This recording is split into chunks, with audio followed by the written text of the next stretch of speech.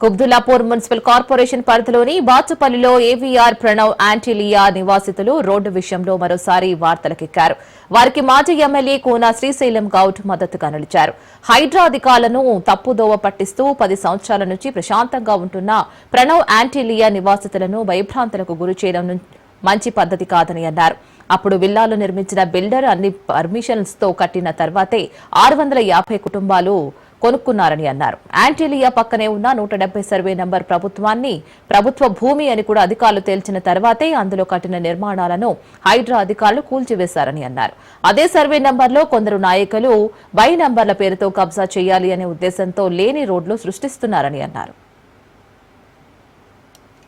Nizampet corporation పరిధిలో APR Pranav Antilia కాలనీలో గత 2-3 నెలల సంధి జరుగుతున్న పరిణామాలు మరి యొక్క కాలనీ 12-15 సంవత్సరాల క్రితము మరి ఇక్కడ విల్లాస్ కట్టడం జరిగింది.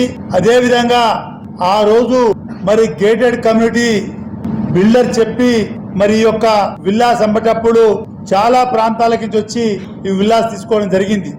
మరి ఆ రోజు కన్స్ట్రక్షన్ చేస్తున్నప్పుడు ఈ రోజు ఎవరైతే మల్లంపేట ప్రాంతవాసి మరి ఈ రోజు అధికారులకు కంప్లైంట్ చేస్తుండో ఆ రోజు బిల్డర్ దగ్గర ఇతనే అమ్మిపియడం కొనిపియడం అవన్నీ కూడా చేసిన వ్యక్తే.